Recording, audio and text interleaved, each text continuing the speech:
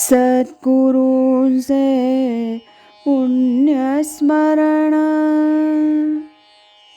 सद्गुरु नाम संकीर्तन, सद्गुरु गुणानुवाद गान, श्रवण मनन सद्गुरूंचे, श्रवण मनन सद्गुरूंचे. आज ऐकूया स्वामी स्वरूपानंद एक अलौकिक राजयोगी या ग्रंथातील प्रकरण 4 पावस पंढरीच्या यात्रा याचा भाग 3. तैसे देह धरणे उदास तयांचे. माझ्या दृष्टीतून स्वामी स्वरूपानंद परमहंस अशा अवस्थेतच होते. 1962 ते 1974 ह्या 12 वर्षांच्या काळात मी अनेक वेळा पावसला स्वामींकडे गेलो. माझ्या या भेटीत मी तरी स्वामींच्या तोंडून अगदी सर्वसाधारण बोलण्यातसुद्धा कधी मी वा माझं असे शब्द ऐकलेच नाहीत. त्यांच्यात सांप्रदायिक अभिमान असा मला कधी दिसलाच नाही. नैष्ठिकता, सोळंओळ असं कधी काहीही प्रत्ययासही आलं नाही. ते सदैव परमशांत असे असत. त्यांच्यात वसत असलेली ती परममंगल शांती त्यांच्या सन्निध जाणाऱ्या अगदी सर्वसामान्य आणि साध्या माणसालासुद्धा जाणवेल अशा प्रकारची असायची.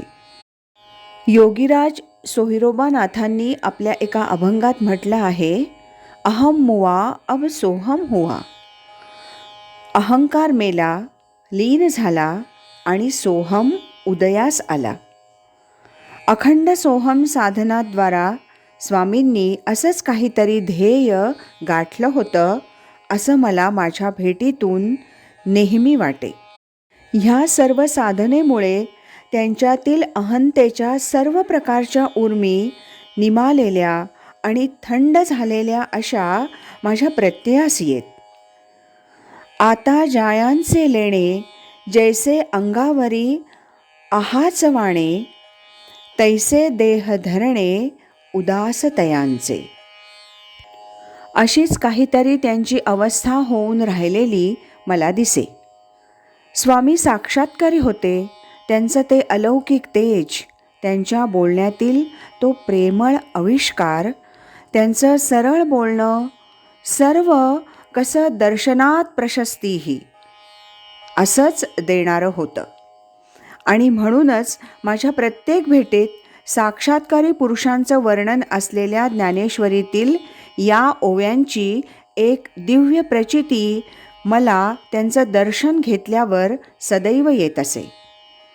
त्या ओव्या अशा, का उदयन कीजे तेजाकारे, तव गगनची होऊनी असे अंधारे, मग उदयलिया एकसरे प्रकाशू होय. तैसे माझा साक्षात्कारी, सरे अहंकाराची वारी, अहंकार लोपी अवधारी द्वैत जाय. मग मी तो हे आघवे, एक मीची आथी स्वभावे, किंबहुना सामावे समरसे तो. वाचनातील एक अनुभव. माझ्या प्रत्येक पावस भेटीत थोडं थोडं पण मुद्द्याचं असं बरंच वाचन स्वामींनी माझ्याकडून करून घेतलं. मी खोलीत असता स्वामींनी इतर काही भक्तांनासुद्धा वाचावयास दिल्याचे प्रसंग मला आठवतात. स्वामींच्या खोलीतील या वाचन प्रसंगाबद्दल पुढे पुढे अनुभवानं असं माझं एक पक्कं मत झालं होतं. एखादी व्यक्ती, एखादी गोष्ट जेव्हा स्वामींसमोर वाची, तेव्हा त्या व्यक्तीच्या अंतर्मनात उठणारे सूक्ष्म विचारतरंग स्वामींना समजत. त्या व्यक्तीनं त्यातून नेमकं काय घ्यायचं आहे किंवा स्वामींना काय सांगायचं आहे ह्या संबंधी न बोलता अशी एक गुप्त समज ते वाचणाऱ्याला देऊ शकत असत. तशी त्यांची यौगिक शक्ती होती. अशाच एका प्रसंगी घडलेली एक गोष्ट सांगतो. माझ्या एका भेटीत स्वामींनी त्यांच्या अभंग अमृतानुभव या ग्रंथातील शब्दखंडन प्रकरणातील काही भाग माझ्याकडून वाचून घेतला.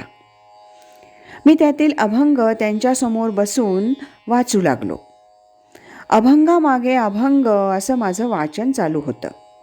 प्रत्येक शब्दाचा पूर्ण असा अर्थ मला समजत होता असं नाही, वाचत होतो. वाचता वाचता एक अभंग असा आला. बागुल तो आला, बोलावे हे बोल, परी हाती फोल निरर्थक. नातरी आकाश लोंबे तळहाती, हेही मिथ्या होती बोल जैसे. मी हा अभंग वाचला.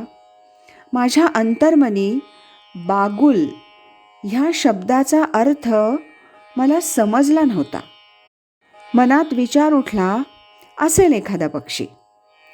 तसंच वाचन पुढे पूर्ण केलं. झालं.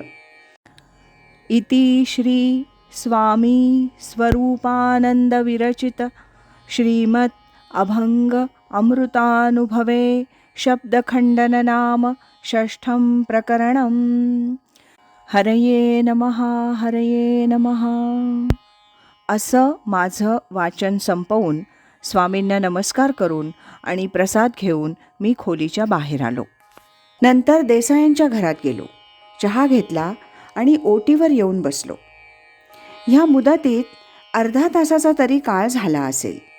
आतून डॉक्टर मिराशी बाहेर आले आणि मला म्हणाले, भट, स्वामी बोलावतायत. मी आत खोलीत गेलो. तो स्वामी मला म्हणाले, अहो, बागुल म्हणजे बागुलबुवा, लहान मुलांना दाखवतात तो. खरा असतो का तो? नाही. तसं सद्गुरूंनी दिलेला शब्दसुद्धा खोटा असतो, माईक असतो, असा अर्थ. स्वामींचं असं हे बोलणं ऐकून मला आश्चर्य वाटलं.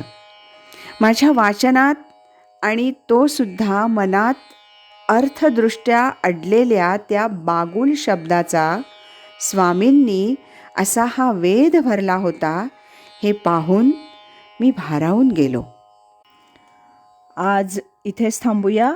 यानंतरचा या प्रकरणातला चौथा भाग आपण उद्या ऐकूया.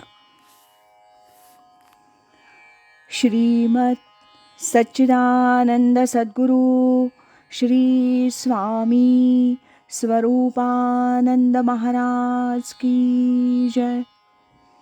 हरि ओम तत्सत.